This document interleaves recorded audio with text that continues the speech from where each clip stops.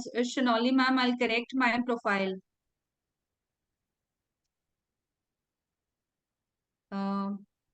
Dr. Rajput, could you please help me how to? Ma'am, it is, yeah, ma'am, it is okay now. I'm sharing my It's screen. okay, no? Kindly let me Yes, know. because I have. Yeah, I'm able to. Yes, ma'am, I'm able to do the things. So I'm sharing my screen. If that is visible, kindly let me know. It is Ma'am, is visible. my Yes, it is It is visible. presentation visible? No? Yeah, Yeah. it is visible, but only thing you have to put it on the full screen. Otherwise, 32 Sure, slides we are sure. able to see. Yeah. Is it visible Fantastic. in Yeah, Yes, a yes. full fantastic. screen mode? Yeah. Thank Yes. you And so much. Dr. Meenakshi, sorry to disturb you. Just Sure. move the second slide so that we know that where the slide is moving. Is Yeah, it is it? moving. Fantastic. Yes, yes. Fantastic. Okay. Okay. Thank you so much, Professor Dr. Rajput sir, for give this wonderful assistance. Thank you so much, and I once again welcome you all. I must do this, hide this. So this, as everybody knows, this workshop is organized by Wiki ESG Council and Admission, and we all know that our mentor, the president of this Wiki ESG Council, Dr. Shonali Roy, madam, has given us this platform, and I was fortunate enough that when I proposed this topic, madam spotly said yes, and madam was so considerate to accept this particular thing that yes, I can be the part of this, and thank you so much, madam, for this. Let me present my this particular thing. Before I'll start my this topic for today's workshop, which is e-content development, I just wanted to quote which is coming into my mind. That this quote is given by Professor Alvin Toffler. He rightly said that the learners of 21st century will not be those who cannot read and write. They'll be those who cannot learn, unlearn, and relearn. So yes, we are at the verge of that particular thing, that we have to learn the things. We have to unlearn many things which have been traditionally taught to us, or we have to unlearn also those things, the way, the pattern which we were teaching it to our students, and we need to relearn many things. So that ways we need to learn, unlearn, and relearn. So are you ready? I think everybody is ready to have this relearning portion. So I'll start with this particular quote, which basically states that if you are successful, okay, I'll take my pen. So this quote states that if you are successful in delivering e-learning, the learners won't be focused on the e part. They'll be just focusing on how awesome the learning part is. So I think we at times we feel reluctant to prepare e-content. At times we feel reluctant in sharing the content online, or maybe teaching students using online tools. But yes, I assure you, because being the part of Madhya Pradesh Department of Higher Education, I am blessed to be the part of one of those states which have recently introduced NEP and National Education Policy. Sir, and to all the respected participants, I would like to share that we have successfully completed 2 batches of NEP, and we are into the third batch of NEP this year. So I'm blessed to be the part. And secondly, again, I'm very fortunate to be in the state higher education e-content development team, and we were 12 members in that team, and we have developed e-content for Department of Higher Education Madhya Pradesh. So that ways I learned many things, and I just wanted to share a few glimpses of those learning of mine. So that is there a shift. You can see a shift from this traditional mode to the online mode, which we all have to accept as soon as possible. So that ways I just wanted to start our today's topic, which is e-content development. Respected all participants, e-content development basically is a systematic process of preparing digital content. If you're preparing digital content using text or using images, using graphics or animations or videos or maybe charts or infographics or any form of multimedia elements, that means you are developing an e-content. It is not at all like that that you have to develop an e-content, and if you are if you are a part of Swayam, then only it will be considered as your e-content which is developed. No, it is not at all like that. But yes, Swayam has given also offered us a platform wherein teachers can develop their content, and they'll pay you well also. So let me very briefly give you how the education has evolved. We all of us knows that initially it was a blackboard and slate we used to have. Then we it was a green board, and after that it was okay, let me, it was a screen projector that we were using. Then after that we started using computers, tablets, laptop, and if I talk about present context, we are using ARs, VRs, the augmented reality and the virtual reality tools for developing our for delivering our lectures. Apart from that, the artificial intelligence has also supported us. We have so many tools like Mid Journey, we have so many tools like Chat GPT and all those things for having our better development of our e-contents. So that is the evolution of I must say the education has developed, and the ways and means of delivering those content to the students has changed. Now I'll discuss about the different phases of e-content development. If I talk about the different phases, the first phase is analysis, the second is designing, the third is the development, fourth is testing, fifth is the implementation, and sixth or the last is the evaluation stage. Talking about the first stage, which is the analysis phase, if you are developing an e-content, if you are developing online content for your students, you need to analyze first that what should be the topic, what will be the content of your topic, which subjects you need to develop the content, how you will be developing it, and all those things needs to be analyzed in a proper format. And apart from that, the next, once you have analyzed those things, once you have finalized that I would be developing a content on commerce and maybe in the area of financial accounting, then the next stage will come about the topics and all. And finally, after that, you need to design those things. You need to prepare a blueprint of your e-content. You need to even analyze on the portion that who will be your team members, who will be the person who will be taking care of the content writing, who will be the person who will be having the screen recording the content, and who will be the person who will be editing the content, and all those things needs to be analyzed, and finally a blueprint has to be designed for your e-content. Then the next step is the development of that e-content. Once your team is decided, once the design or the blueprint is ready, then you need to develop it at the at a very initial stage. You need to develop the things, but yes, it will not be in a proper format.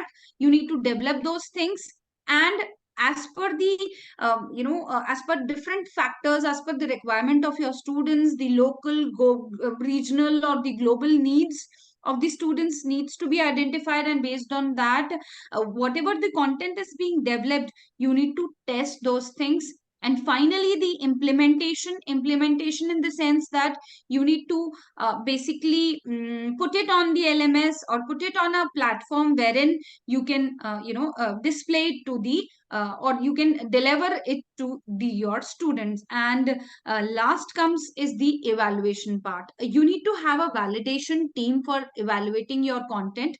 If your content is developed in all the sense, if it is at the implementation stage, you need to have a validation team wherein the members of that validation board will validate your content in each and every aspect. All the four quadrants of your e-content needs to be validated, whether it is your tutorials, whether it is your video lectures, whether it is your links for further readings. All those things needs to be evaluated or validated by a validation team. So that ways, these are the different phases for the e-content development. Very quickly, I'll just browse on the challenges that we face as in teachers in the process of e-content development. The first challenge is the developmental challenges we all face, like how we are going to develop the things, how we are going to do the actual part. The next is the effective content, from where to get the content. The next problem or the challenge which we all face as in teachers is the how to get an effective content. Then next is effective delivery. That is again one of those challenges. You need to be very effective as far as your delivery is concerned. Then the coordination and evaluation. Your team has to be perfect in every sense. As I've already told you, you need to have a proper editing team. You need to have a proper screen recording person who will record the things and all those things. So a proper coordination and evaluation has to be there. Then infrastructural challenges at times, they also there. You all may face some infrastructural challenges, that you may not be having proper studios wherein the recording takes place and all those things. Mixing equipments miss होंगे या बहुत सारी ऐसी चीजें होती हैं. All those things may hamper the production of e-content. And the last can be the knowledge challenge. But I don't think so that any of these which is here in the bottom, talking about the knowledge challenge or infrastructure challenge or effective delivery or coordination and evaluation, is not a big deal for all of us, because we are very effective as in teachers. We are very good at delivering the things. We may coordinate with the team, and all those things can be there. In fact, if I talk about the infrastructural challenges, these days we have got so many softwares, no, and those softwares are very handy to use. So that ways the infrastructural challenges at times gets curtailed down. So that ways we don't face all these challenges. But the developmental challenges are still there, and the effective content has to be there. So today we'll talk about how to develop it, what can be the developmental challenges, and how to overcome those challenges. And apart from that, how to get an effective content, and from where to get those content. And because that content has to be plagiarism free, it should not have any copyright issues and all those things. So that ways we'll talk about these two aspects of developing the e-content. Okay. I think everybody knows about the four quadrants for the development of e-content. We have four quadrants. The first quadrant is e-text.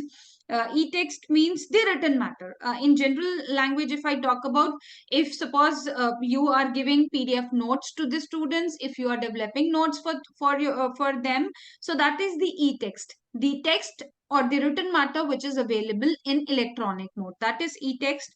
The second is e-tutorial. E-tutorial means the video lectures you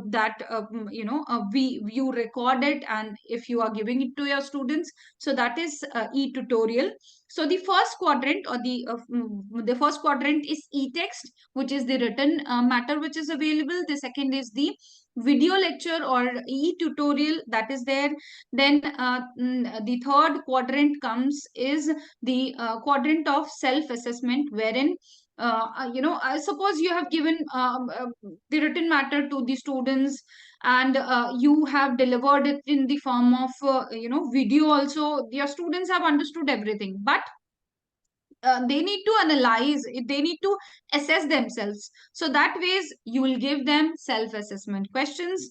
And last but not the least, which is the link for the further readings, you need to give links to your students for their further upgradation of their knowledge and understanding. You need to give them web links, you need to give them the sources of different books, you need to give them so many things, so that they can, upgrade themselves in terms of the resources. So that is all about 4 quadrants, and we'll discuss how we can develop these e-content. But before that, if I talk about the basic classification, let me quickly go through this particular classification. We have e-content in the form of MOOCs, we have e-content in the form of micro learning courses, then we have e-content in the form of blended or hybrid courses, then we have e-content in the form of specialized courses. I think all of you have heard about these things: MOOCs, micro learning courses, blended or hybrid courses, or maybe the specialized courses. Let me quickly move to what exactly is a MOOC. The MOOC stands for Massive Open Online Course. The name itself indicates that it is massive, means it is catering to the requirement of mass scale students. It is open to all, anybody, anywhere, any time can learn, and it is online. Definitely, once you have developed a MOOC, and you can suppose you have put it on a portal, if that is there, that is available to mass scale of students, then it is open for all and it is online available. So that is a MOOC. MOOCs are basically those courses which are typically having flexible schedules, and they offers basically those type of courses which are which are given to the participants who are actually doing certain courses, and they wanted to add up to their academic credits if they wanted to have. So that ways these MOOCs are there. Then next is the micro learning courses. As the name again itself indicates, the term like micro learning, if you are learning a course in chits and bits, in small pieces, and this micro learning courses, I must tell you, respected all, that these types of courses are very, in these days students appreciate all these courses because their attention span has reduced. They don't want it to learn any course which is of lengthy duration of around 2 hours or 4 hours. They don't want videos like this. They specifically focus on the courses which are of, suppose 5 minutes 10 minutes ka ek video hai, so they'll appreciate your course and they'll definitely visit those videos. So these are the micro learning courses. आप देखेंगे स्वयं पर या Udemy या edX, बहुत सारे ऐसे platforms हैं. So there are so many platforms wherein you can have these courses, and these are the micro learning courses specifically developed for the courses like soft skills, language, or if suppose any mobile app making, or maybe any skill based courses if you're learning. So that is micro learning courses. The next is blended or hybrid courses. It is those courses wherein you develop the course for your students of your institute. You give them you offer such courses in a blended mode, wherein suppose you are giving in person contact also and online lectures also. So that ways they often involves a mix of online lectures and activities, as well as periodic face-to-face sessions, and there is a blend of the in face-to-face classes and online classes. So that is again known as hybrid courses. So these type of courses are again small or short in nature.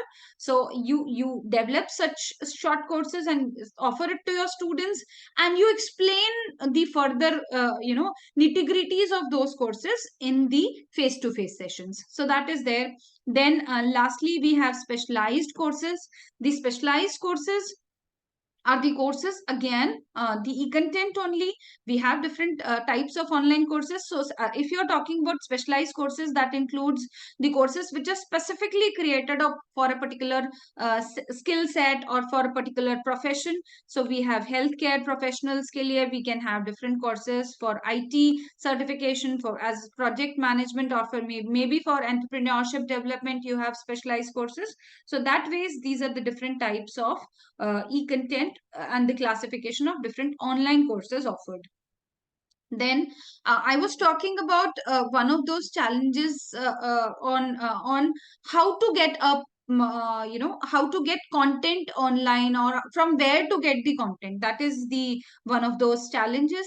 We have different tools for e-content development. We have freeware, we have open source softwares, we have proprietary software. So let me very quickly go through all these types of tools available online. Freeware means the software or the tool wherein we can use the content. Let me change the color. So it is a program which we use without paying. As the name itself indicates, it's a freeware. Freeware means you don't have to pay anything. First of all, you don't have to pay anything. It is freely available, but here the source code may not be available. So that is a freeware. Next is the open source softwares. The open source softwares are again, the name itself is saying that open source. That means it is again free and openly available to anyone. And but the difference between freeware and the open source software is the here in the open source softwares the source code is available.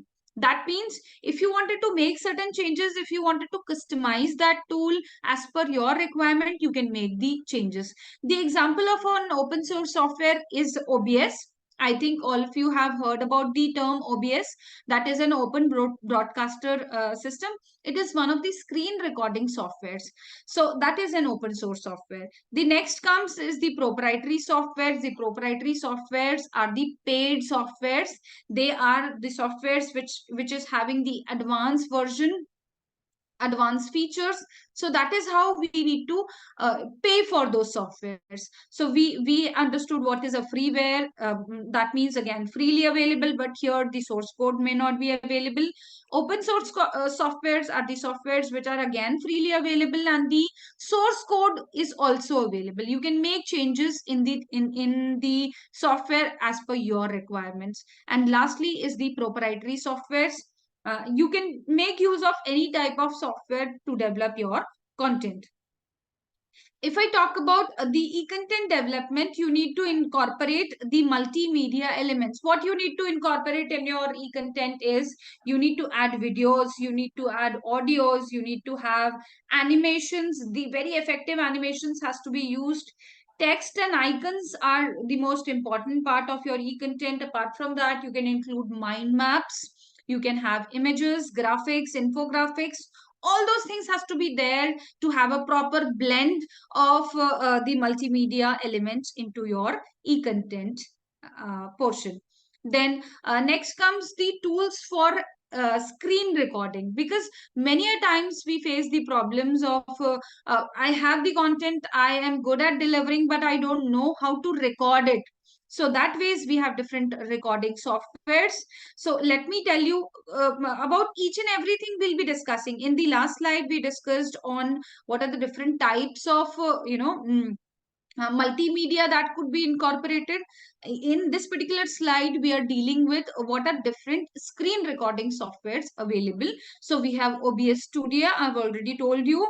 Open Broadcaster System. It is a free software which is an open source software available. You can freely use. You don't have to pay anything. Let me tell you, respected all, I'll be telling you almost all those tools wherein you don't need to pay anything. But if in case you wanted to have an advanced feature of your this thing, you can get the subscription, or you can have a proprietary software for that matter. So this is again a free software. Then you can have Google Slide for recording your screen. Then you can have Microsoft MS PowerPoint. Let me tell you all, in Madhya Pradesh, we have developed beautiful e-content. If you want, you can visit our e-Shiksha LMS portal, which is there in Madhya Pradesh. So that ways we have developed e-content for that matter. And MS PowerPoint is one of those software that we have used apart from OBS Studio for the preparation of our e-contents. We have recorded our screens. Most of us has recorded our screens using MS PowerPoints only.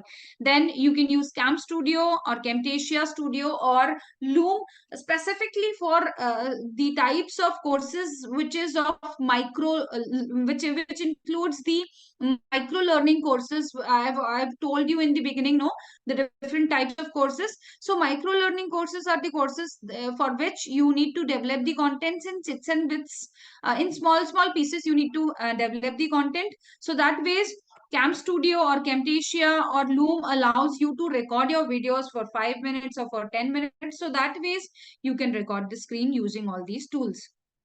Then apart from, once you have added multimedia, once you have recorded your video, you need to many a times you need to edit your videos or the audio part. So for audio editing, you should use Audacity or Wavepad. Both are free softwares. Then for video editing, you should use VSDC or OpenShot. It is a video editing software. I personally use VSDC for a particular editing of my videos. Then Final Cut Pro or Filmora Go, they are the freemium softwares. Freemium means free to certain extents, and now if suppose you wanted to use the advanced feature, you need to pay the things. Then they comes under the category